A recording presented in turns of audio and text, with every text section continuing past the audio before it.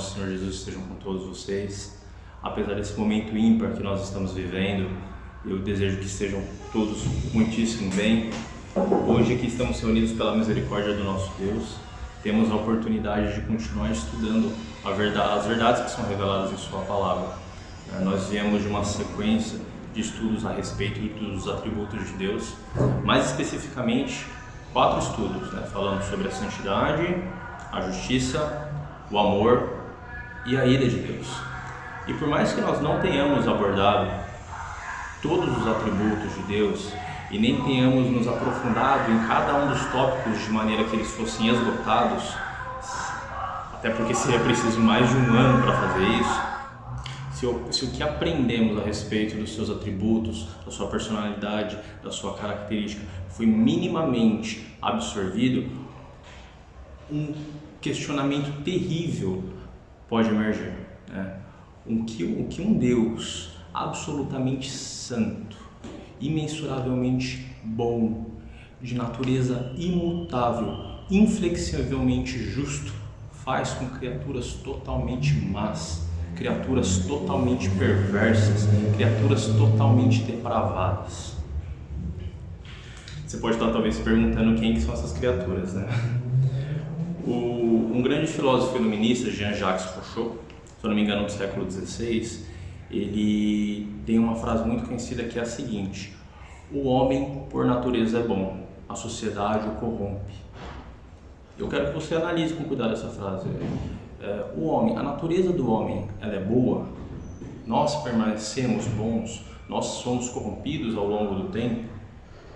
Sinceramente, eu não estou muito interessado em entender como um filósofo nos vê, como um filósofo diz a respeito da natureza do homem, ou como os paradigmas criados por uma sociedade ditam se um homem é bom ou não, justo ou não. Ao longo de décadas, de séculos, nós vemos filósofos, cientistas, estudiosos, até mesmo as pessoas do dia a dia dizendo o que nós devemos fazer, o que nos caracteriza como sendo bons ou maus. Mas não é o que eu estou interessado em saber. Eu estou interessado em saber como o Senhor Deus nos vê. Quando o Senhor Deus olha para mim, o que Ele vê? Quando o Senhor Deus olha para você, o que Ele vê? Como somos cristãos, nós temos como regra de fé e prática a Bíblia. A Bíblia é um manual para a vida. A Bíblia é a nossa bússola. E por isso, será através da Bíblia que nós vamos buscar embasamento para entender a respeito disso, sobre a nossa natureza, sobre o estado como nós nos encontramos perante o nosso Deus. Romanos, capítulo 3, versículo 23 diz o seguinte: pois todos pecaram e carecem da glória de Deus. Irmãos, vamos fazer uma oração? Baixem suas cabeças, fechem seus olhos em reverência ao nosso Senhor. Ó Senhor Deus e Pai, tremendo é o Teu nome, santo, justo, poderoso é o Senhor, ó Deus. Estamos aqui reunidos, ó Pai, não fisicamente, mas em espírito, porque desejamos, almejamos, Senhor, conhecer a Tua Palavra, desejamos ser conformados à imagem de Teu Filho, ó Deus. Desejamos agradá-lo, conhecê-lo, Senhor. Que o Senhor nos encha de graça e misericórdia, Senhor, para que possamos entender a Tua Palavra, Senhor, para que ela possa entrar em nosso coração, libertar a nossa mente e nos transformar, meu Deus. Que o Senhor envie o Seu Espírito Santo, Senhor, até nós, que tudo que seja falado não venha da boca nem da vontade de homens, mas da boca e da vontade do Senhor, ó Deus. Essa é a oração que eu faço, em nome do Seu Filho amado, Jesus Cristo, nosso Senhor e Salvador. Amém.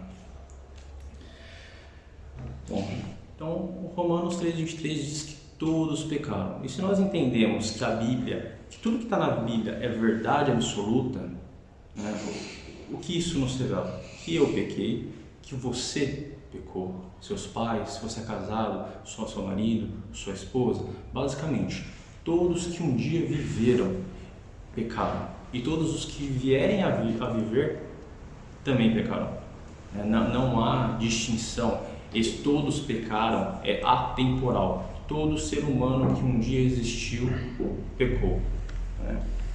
E talvez essa verdade absoluta, ela não te gere pânico, porque você não sabe o que significa pecado. Se você for procurar no dicionário o que significa pecado, você vai encontrar algumas definições a respeito. Porém, eu vou me embasar apenas na Bíblia. 1 João 3,4 diz que pecado é o seguinte: todo aquele que pratica o pecado também transgride a lei, porque o pecado é a transgressão da lei. Ah, então tá tranquilo, tá de boa, né? A gente nunca infringiu a lei, a gente nunca roubou, a gente nunca matou, né? A gente paga os nossos impostos, a gente nunca passou no farol vermelho, a gente até deixa aquela velhinha atravessar a faixa de pedestre, não é verdade? O problema é que eu não estou falando dessas leis. João aqui não está se referindo a essas leis. Essas leis não são as leis previstas na Constituição brasileira ou na Constituição de qualquer outro país. Essa lei é a lei estabelecida pelo Criador dos céus e da terra. É um grande problema, porque toda vez que nós pensamos na nossa conduta, na nossa índole, na nossa moral, se somos bons, se somos maus, se somos justos ou injustos, nós pegamos como parâmetro outros homens. Então, eu vou me comparar com fulano de tal, ou eu vou me colocar dentro de tal pensamento para validar se eu sou um homem justo ou um homem injusto. Você não pode medir a imperfeição de um objeto tendo como parâmetro um outro objeto imperfeito. Você não pode validar se uma lei, se um modelo de justiça que é incorrupto, baseando-se em outro modelo de injustiça incorrupto. Se você quer medir a imperfeição de um objeto, você precisa ter um objeto modelo. Esse objeto modelo é perfeito, ele aponta naquele objeto imperfeito tudo que precisa ser melhorado. O mesmo vale para a lei. Para você identificar os pontos de injustiça, de corrupção em uma lei, você precisa de um modelo perfeito, justo, incorruptível. Da mesma forma o homem. Se você quer avaliar se você é bom, se você é justo, se você agrada a Deus, se você é ou não, o que diz aqui pecador, porque entendemos agora que pecador é aquele que transgride a lei de Deus, você precisa de um modelo. E o seu modelo precisa ser perfeito. Quem é esse modelo? Jesus Cristo. Jesus Cristo é o único homem que nós podemos ter como modelo. Ah, Patrick, mas eu vim dar uma olhada aqui na lei de Deus e assim, tem nada demais, né? Eu nunca fiz nada de grave. Tá, então vamos fazer aqui uma breve análise a respeito de apenas alguns dos mandamentos que tem na lei de Deus. Vamos pegar Êxodos 20:12. Honra teu pai e tua mãe, para que te prolonguem os teus dias na terra, que o Senhor teu Deus te dá. Aí eu te pergunto, você já desonrou o teu pai? Já desonrou a tua mãe pelo menos uma vez na vida? Você já desrespeitou eles? Você alguma vez em um momento ali que você estava nervoso, você deu uma resposta grosseira para o seu pai e para a sua mãe? Ou eles te mandaram fazer alguma coisa e você simplesmente ignorou, desobedeceu? Eu acredito que se você não é órfão desde o dia que você nasceu, você com certeza já fez alguma dessas coisas. Vamos continuar? Êxodos 20:17. Não cobiçarás a casa do teu próximo, não cobiçarás a mulher do teu próximo, nem o seu servo, nem a sua serva, nem o seu boi, nem o seu jumento, nem coisa alguma que pertence ao teu próximo. Tá. Agora a coisa começou a ficar feia, né? Começou a dar uma funiladinha. E aí, você já teve inveja de alguma coisa que o teu próximo tem? A casa? Já cobiçou a esposa? As mulheres já cobiçaram o marido de alguma amiga, a tua vizinha? Eu não vou perguntar aqui se você já cobiçou, já teve inveja do jumento do seu vizinho, né? Porque eu acho que os tempos deram uma mudada. Mas e a motinho dele? Você já olhou ali e ficou com inveja? O carro que ele conseguiu comprar? Beleza, vamos continuar, né? Guarde isso daí para você, vamos continuar fazendo essa autoanálise. Êxodos 20:15. Não furtarás. Ah, Patrick, essa eu nunca fiz, certeza. Vamos lá, vamos regredir para as tuas memórias. Você nunca pegou nada de ninguém? Uma bala que fosse, uma moeda que não fosse sua? Eu mesmo, só de lembrar aqui do meu tempo de escola, eu vi os meninos lá com aquelas canetas bonitas, Eu pedi emprestado e não devolvia não. Não devolvia não. Meu avô, quantas vezes peguei dinheiro da carteira do meu avô escondido? Isso é pecado. Vamos dar sequência.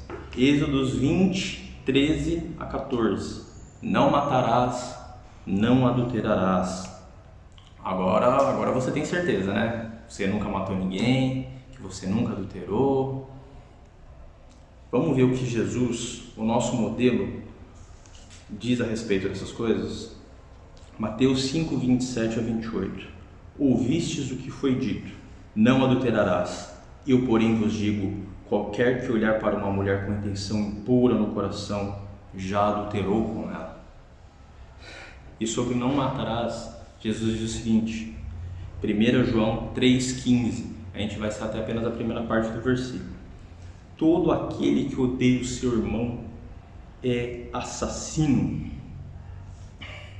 E aí você ainda pode encher a boca para falar que você não é adúltero? Para falar que você não é assassino? Ah, Patrick, mas eu não cometi esses atos. Não importa. Essas são as coisas que estão no teu coração, no meu coração. Talvez você não tenha cometido os atos por falta de oportunidade. Mas quantas vezes aí no momento de raiva, de ira, você não desejou fazer uma besteira? Talvez você não tenha traído seu marido porque o teu vizinho nunca te deu bola. Talvez você não tenha traído a sua esposa porque aquela sua colega de trabalho nunca te deu bola. Mas essas coisas estão no teu coração. E a lei de Deus ela é tão elevada, tão desmedidamente maior que a nossa, que nós compreendemos como um pecado apenas o ato, mas nós seremos julgados por aquilo que nós desejamos, por aquilo que nós pensamos. Parem de achar que a justiça de Deus ela é limitada como a nossa, que ela é corrupta como a nossa. Ela é muito maior do que a nossa justiça. Deus, ele é o juiz dos juízes, é o justo juiz. Todos pecamos, todos carecemos da glória de Deus. Não há uma única pessoa que pode ser considerada justa perante a lei de Deus. Ninguém é inocente aos olhos dele. Você sabe aquela senhorinha que você vê no sacolão? Aquele senhorzinho todo meigo ali que a gente vê na cadeira de balanço? Ou aquela criancinha toda amorosa? Você quer saber o que tem no coração dessa criança? Vamos ler Romanos 3, 10, 18. Como está escrito, não há justo, nenhum sequer, não há quem entenda, não há quem busque a Deus. Todos se escravizaram e fizeram inúteis. Não há quem faça o bem, não há nenhum sequer. A garganta deles é sepulcro aberto, com a língua urdem engano. Veneno de víbora está nos seus lábios. A boca eles a têm cheia de maldição e de amargura. Não são os seus pés velozes para derramar sangue. Nos seus caminhos há destruição e miséria. Desconheceram o caminho da paz. Não há temor de Deus diante de seus olhos. Gente, é isso que aquele velhinho, que aquela velhinha tem no coração. É isso que eu e você somos. Esse é o nosso estado natural. Se a gente voltar lá para o Rochô dizendo que o homem nasce bom, é mentira. É mentira. Talvez um homem seja considerado bom se comparado com outro homem ou com um paradigma criado por uma sociedade, uma cultura, mas aos olhos de Deus somos todos maus, todos perversos. Se há uma coisa que somos bons em praticar o mal, vamos tentar aqui mensurar o quão somos maus, o quão somos transgressores da lei de Deus. Eu falei aqui apenas alguns dos mandamentos de Deus, né? Eu quero que você pense que você cometeu apenas um deles todos os dias durante 10 anos. Ou seja, durante esses 10 anos, um dia você cometeu um, no outro dia você cometeu outro. Não necessariamente pecados diferentes, podem ser o mesmo, mas você cometeu todo dia um pecado. No final desses 10 anos, você terá transgredido a lei de Deus 3.650 vezes. Que pessoa teria coragem de enfrentar um justo juiz tendo infringido a 3.650 vezes a sua lei? Eu não sei quanto a você. Essas 3.650 vezes eu devo ter cometido pelo menos em um mês. No mínimo em um mês. Nós pecamos o tempo todo, o dia todo o dia. Irmãos, todos pecaram. Isaías foi um grande profeta do Senhor, um homem cuja moral, a conduta, provavelmente foi muito mais elevada do que a de qualquer um de nós. A ele foi concedida uma grande honra, a honra de ver o Senhor. A gente pode ver isso sendo relatado em Isaías 6, de 1 a 5. Vamos ler.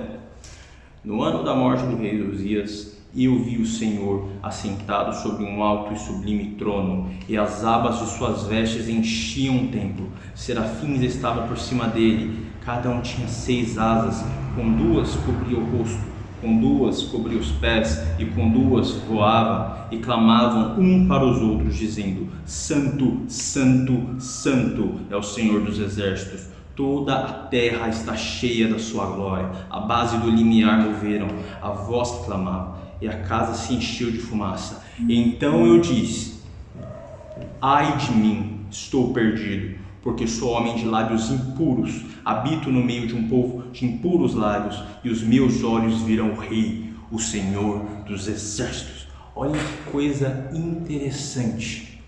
Isaías, considerado ali na época dele um homem justo, um homem bom, um homem de Deus, um profeta do Senhor, quando ele olha para o céu, ele vê o Senhor, ele vê o sublime trono de Deus, ele vê o seu querubim com todas as suas 6 asas.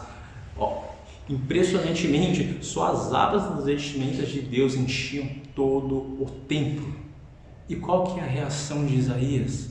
Ele olha e ele se admira, ele fica: nossa, que lindo, que bonito, que legal, esse é o meu Deus. Não é essa a reação de Isaías. Isaías, ele se amedronta, seu coração se enche de medo, ele diz: ai de mim, estou perdido. A glória, a santidade, a pureza de Deus é tão grande que mesmo um de seus profetas, ao contemplá-lo, tem os seus pecados tão contrastados, tão nítidos, que ele vê que para ele, se não for a misericórdia de Deus, não há mais nada. Não há mais nada. Isaías viu a sua corrupção, Isaías viu a sua imoralidade. Agora eu quero que você pare e olhe para a sua vida, de tudo que a gente falou, tudo que você fez. O que sobra para a gente? Só nos resta dizer: ai de nós, estamos perdidos. Agora nós chegamos em um momento que não há mais dúvidas. Perante a lei de Deus, nós somos pecadores. Todos nós transgredimos a lei de Deus. E o que Deus acha disso? Qual é o sentimento de Deus para com o pecado, para aqueles que cometem o pecado? Devemos ter em mente que Deus, como sendo santo, justo e bom, Ele não é apático para com o pecado. Ele não vê o pecado e para Ele é indiferente. Não, o pecado gera reações em Deus, gera sentimentos. Vamos regredir para a Bíblia, retornar à Bíblia, para entender quais sentimentos o pecado causa em Deus. Salmo 7,11. Deus é justo juiz, Deus que sente indignação todos os dias. Abacuque 1,13. Tu és tão puro de olhos que não podes ver o mal, e a opressão não podes contemplar. Provérbios 6, 16 a 19. 6 coisas o Senhor aborrece, e a 7ª sua alma abomina: olhos altivos, língua mentirosa, mãos que derramam sangue inocente, coração que trama projetos iníquos, pés que se apressam a correr para o mal, testemunha falsa que profere mentiras, e o que semeia contenda entre irmãos. Gente, Deus abomina, Deus detesta, se enoja com o pecado de uma forma tão grande, ele é tão avesso ao pecado que ele nem pode contemplar, ele não pode observar a prática do mal, ele não pode contemplar aqueles que transgridem a sua lei. E o engraçado é que nós estamos constantemente pecando, deliberadamente, tendo não apenas consciência do pecado, como ainda planejamos continuar no pecado. E aí a gente ainda diz, né? Ah, não, Deus é amor. Deus perdoa, né? Deus vai relevar porque Deus é bom. Gente, o pecado gera indignação em Deus. Deus detesta. O pecado gera asco. Você sabe o que significa asco? Eu fui no dicionário pegar o significado dessa palavra. Prestem bem atenção. Olha a profundidade da aversão de Deus para com o pecado. Asco. Aversão natural por tudo que seja considerado hediondo ou repugnante. Nojo, enjoo, náusea, sentimento de desprezo por coisa que se considera moralmente repugnante. Não só Deus não é apático para com o pecado, como Deus sendo justo e bom, Deus ele precisa imputar a sua justiça naqueles que são injustos. Alguns textos bíblicos comprovam isso. Na 2 Crônica 19:7. Agora, pois, seja o temor do Senhor convosco. Tomai cuidado e fazei-o, porque não há no Senhor, nosso Deus, injustiça nem parcialidade, nem aceita ele suborno. Eclesiastes 12:14. Pois Deus trará a julgamento tudo o que foi feito, inclusive tudo o que está escondido, seja bom, seja mal. 2 Pedro 2:4. Pois Deus não poupou os anjos que pecaram, mas os lançou no inferno, prendendo-os em abismos tenebrosos, a fim de serem reservados para o juízo. E agora, gente, saber disso, como é que vocês se sentem? Agora vocês tendo um pouco de noção do quão pecador vocês são, de como a tua atitude enoja, indigna o Senhor. Agora que você sabe como Deus, justo juiz, julgará todos, que nada ficará escondido, que tudo será revelado, nada passa despercebido aos olhos do Senhor. Ele sonda todas as mentes e todos os corações. Como é que você se sente sabendo disso? Mas essa não é a pior parte, tá? Tem mais. Você sabe qual que é a sentença a todos aqueles que são pecadores? Romanos 6:23, a parte A do versículo diz assim: porque o salário do pecado é a morte.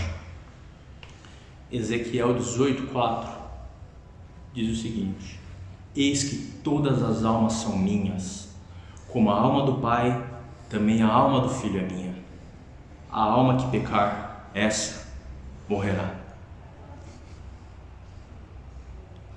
Mas a morte que eu estou me referindo não é a morte que a gente está comumente vendo aí nos jornais, essa morte que a gente está acostumado, simplesmente o corpo parar de funcionar, né? A gente perder os nossos dons, o nosso raciocínio, nosso coração parar de bater, a gente ser colocado numa cova e definhar. Se fosse isso, sinceramente, como pecador eu estaria tranquilo. Morreu, acabou ali. Estou dormindo, como algumas pessoas falam. Mas aqui o texto está se referindo à morte da alma, a segunda morte. E essa segunda morte, a condenação será o inferno, né? E você percebe que Deus, se Deus deixar de condenar você ao inferno, Ele é injusto? Exatamente. Deus, para Ele ser justo, Ele precisa te condenar no inferno. Afinal, que juiz deixaria um mentiroso, um assassino, um adúltero, um ladrão livre? Não é verdade? Um juiz justo precisa condenar alguém que faz essas coisas. Um juiz justo precisa te condenar. Apocalipse 21:8 diz o seguinte: mas os covardes, os incrédulos, os depravados, os assassinos, os que cometem imoralidade sexual, os que praticam feitiçaria, os idólatros e todos os mentirosos, o lugar deles será no lago de fogo que arde com enxofre. Esta é a segunda morte.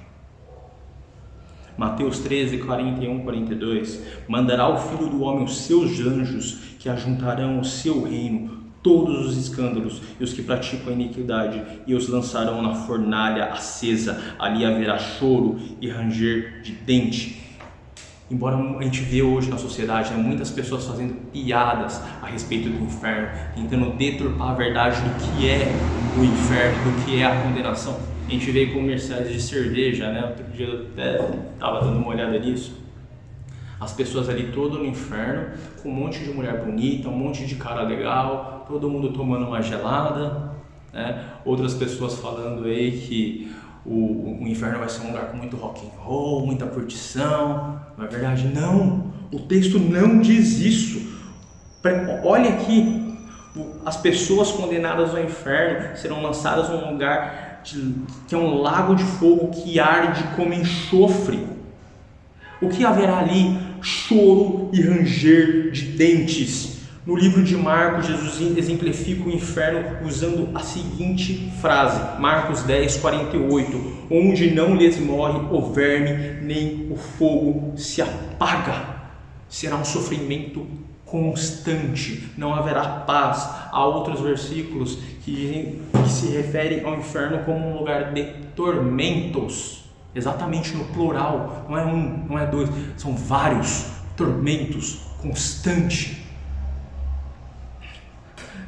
Não haverá paz no inferno, só haverá dor, tormento, choro, ranger de dentes, lágrimas. E você sabe por quanto tempo dura essa condenação?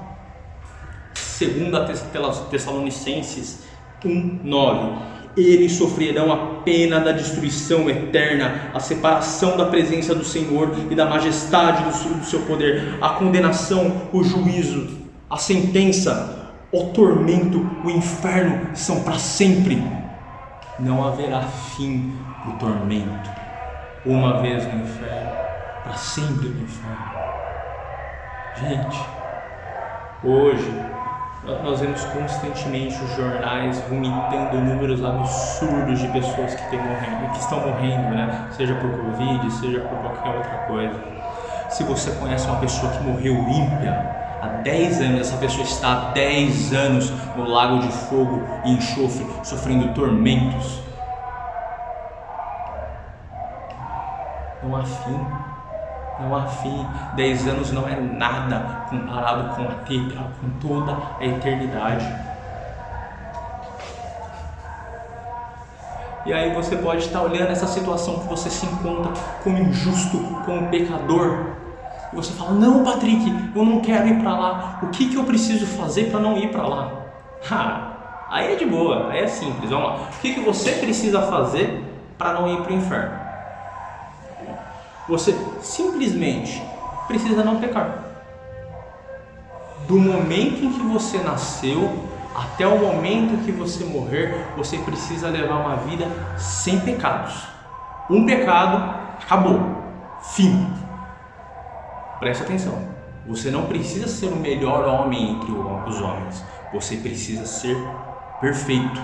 Você precisa ser moralmente perfeito. Você precisa ser encontrado sem pecados diante de Deus, sem ter infringido uma única lei de Deus. É isso que você precisa fazer para se salvar, para não ser condenado ao inferno. É isso. Bem simples, né? Não é. Como eu disse no começo, nós temos um modelo.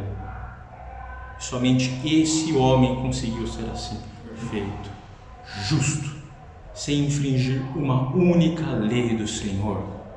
Esse homem é Jesus Cristo. Quanto a nós, não há nada que a gente possa fazer. Não há nada que nós possamos fazer para nos livrarmos desse destino. Assim como Isaías, nós estamos perdidos. Meus irmãos, nós já estamos acabando esse estudo. E se você, ao ouvir essas palavras, se aterrorizou, se o seu coração está pesado, se você entendeu o estado que você se encontra, se você entendeu que você é pobre, pecador, sujo, corrupto, mau, e você lamenta a situação que você se encontra, Aquiete seu coração. Isso é uma notícia maravilhosa. Você não quer ser isso. Você se arrepende de tudo que você fez. Eu não vou dar spoilers da próxima aula, tá? Mas eu quero deixar um último versículo para confortá-los. Mateus 19, 25 e 26 diz o seguinte: os seus discípulos, ouvindo isso, admiraram-se muito, dizendo: quem poderá, pois, salvar-se? E Jesus, olhando para eles, disse-lhes: aos homens é isso impossível, mas a Deus tudo é possível. Se vocês querem saber o que é feito para que essa situação possa ser revertida, assistam a próxima aula, estejam conosco no próximo domingo. Vamos abaixar a cabeça, vamos orar ao Senhor. Ó Senhor e Deus, justo juiz, santo dos santos, tua é a honra, o poder, a glória, Senhor. Que todo joelho se dobre, que toda língua confesse que tu és o Senhor, ó Deus. Ó Pai, pedimos que o Senhor tenha misericórdia de nós, ó Pai, porque somos pobres pecadores, ó Deus. Pecamos contra o Senhor o tempo todo, atacamos a tua santidade, ó Deus, o tempo todo, Senhor. Pedimos pela tua misericórdia, ó Pai, que o Senhor nos dê esse entendimento, Senhor, que o Senhor crave isso em nosso coração constantemente, a lembrança do que somos. Ó Deus, prepare o nosso coração para a próxima aula e nos envie o teu Espírito Santo, Senhor, para que possamos entender melhor todas essas coisas, ó Pai, e possamos ser conformados à imagem de teu Filho. É a oração que eu faço, meu Senhor e Deus, no santo e precioso nome de Jesus Cristo, nosso Senhor e Salvador. Amém. Irmãos, tenham um excelente domingo e até a próxima semana.